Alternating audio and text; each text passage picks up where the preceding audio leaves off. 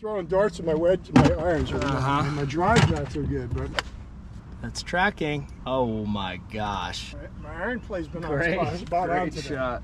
You don't have the camera on. I think it is.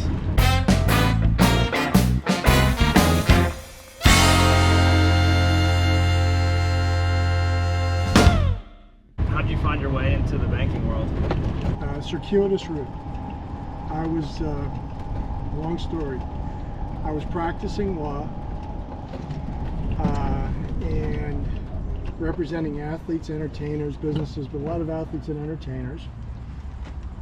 Hated practicing law with a passion. I love negotiating deals and doing that part of it. And I was down in Naples, Florida, visiting my dad. Brought my 2 daughters with me at the time, very young. This is in 1999. My dad said, "Hey, I've been invited to a Christmas party at this guy's house. Really cool guy. He's a founder of an middle market investment bank." I'm like, "What's that?" No idea. I had no idea.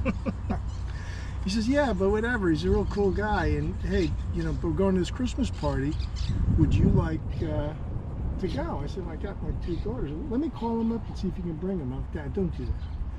So he calls him up and tells him about me. And at the time, I remember I was an NBA agent. At the time, being a lawyer, I had 10 guys in the NBA. I had just come off 3 first-round draft picks, another first-round draft pick. Oh, that's cool. I was rolling pretty good. And he said, "Yeah, bring your son and bring the 2 daughters. We have other people bringing their kids too. My wife has set up a room and just bring them." So anyway, go to this Christmas party. The elevator's Naples on Gulf Shore Boulevard there, right on the beach. Goes up to the top floor, door open up. The condo's the entire floor of the condo. Wow. And that was Steve Goldsmith, Goldsmith Auction Homes. Oh. So Steve Goldsmith is there with his wife. The wife shepherds my 2 girls, gives them presents. I'm like, what? Like, this is crazy. Shepherds them off. Steve goes, "Come on, do you like cigars?" I'm like, "Yeah, I've had 1 or 2. He says, "Come on with me." Takes me into a bedroom that's been converted into a humidor. Oh my gosh! In the condo, it was a whole bedroom that he converted into a humidor. Wow. And he says, He says, he says, "Have you ever had a Cuban cigar?" I'm like, "No." He says, "Well, I'm a pretty big collector of pre-Castro Cubans, and there's 2 boxes of H. Upmans from 1959. Hadn't opened them." I said, "Steve, thank you so much, but don't waste good cigars on me." He says, "No, come on." Opens them up, takes 4 cigars out. H. Upman's 1959. I said, "Come on, I want to hear about your sports practice, what you're doing, representing athletes, and I'll tell you what I do." We sat out on his balcony for 3 hours. All the time, his wife keeps on coming in, like pissed off because she's having this party, and I later find out that he's kind of antisocial and didn't like these parties. So I was his muse for the night to not have to deal with anybody. But nonetheless, I spent 3 hours, and he was totally intrigued with how I represent athletes and market them. And he says, "Well, I kind of do the same thing with businesses." I kind of a great meeting. Nice meeting you. Thank you so much. 3 months later, I get a call. "Hey, it's Steve Goldsmith." "Hey, Steve, how you doing?" "Hey, I'm going to be in New York. You mind if let's go have dinner?" So I have dinner with him. It's wonderful. He tells me more about his business. It's good. 3 months later, I get another call. "Hey, I'd like to meet your wife." So me and my wife, and that's when he said, "Listen, we're about to open a New York office. I think you'd be perfect." He said, "I don't know anything about investment banking." He says, "You will." He says, I love having lawyers. I hired Mike McFadden and Jack Helms is a lawyer, and Jerry Caruso's everyone was lawyers there. David Santoni was a lawyer. He hired those people. Wow. So okay. And I think you'd be perfect. You know everybody in the New York metro area. You could introduce us, and you'll learn investment banking. That's how I got into investment banking. That's incredible. Fortuitous, going to a party, meeting Steve, like just being in the right place at the right time and recognizing an opportunity as it stares you in the face. Yeah. And him too. And him seeing something in me, and I ran with it. I knew nothing about investment banking. I couldn't tell you what EBITDA was. And that's how it all started. 1999, Goldsmith Auction Homes. Wow. They just opened their New York office. So how long were you there? So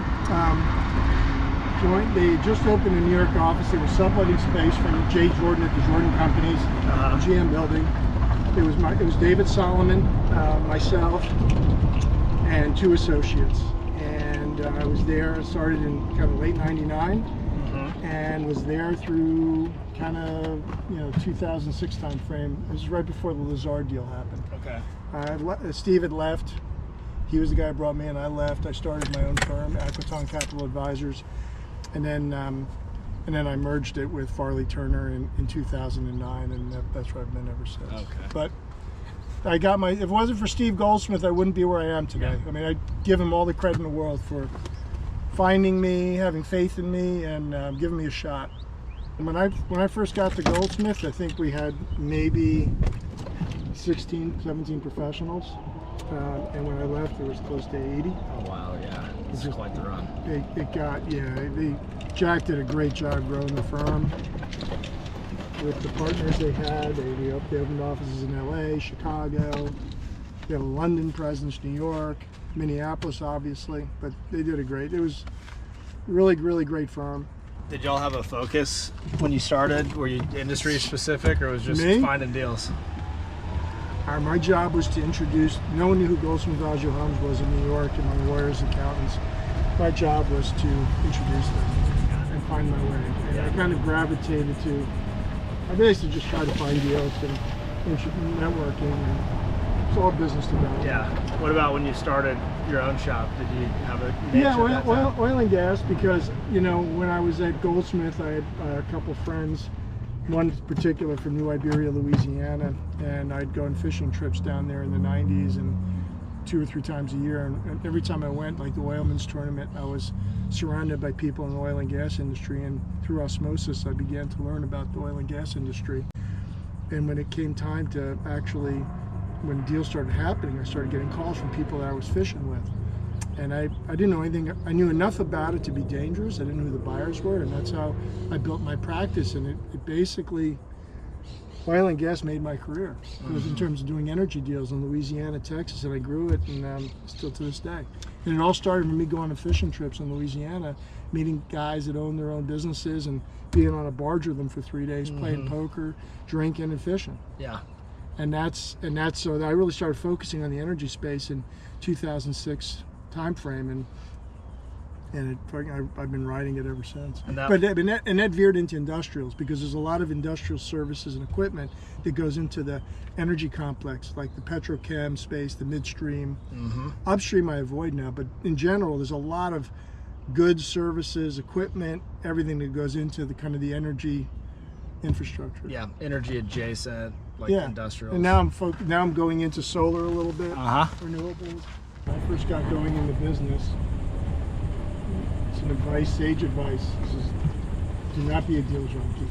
The temptation is, when you're hungry, you want to take on every deal. And the hardest thing to do is to say no and be discerning. Yeah. And I think it comes with experience, having your radar antenna up as to who's wasting your time. And all you have is time is money for you. That's all you got. And if you're not maximizing that time efficiently, you're going to miss out on opportunities that you could be using your time efficiently. Could be focusing on in their place. What's your best way to say no, you found? Because I have a problem telling people. I'm the same way. I don't like it. I don't like people saying no.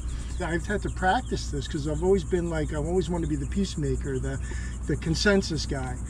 And being in the mushy middle doesn't serve anybody. Right. You end up being resentful when you take something on you shouldn't have, because you didn't want to say no. I just think the easiest way is to cut bait in the beginning. Like, if you sense where things are going, it's not for you, just say, hey, listen, I'm happy to be a sounding board for you, but from a professional basis, we're not a good fit.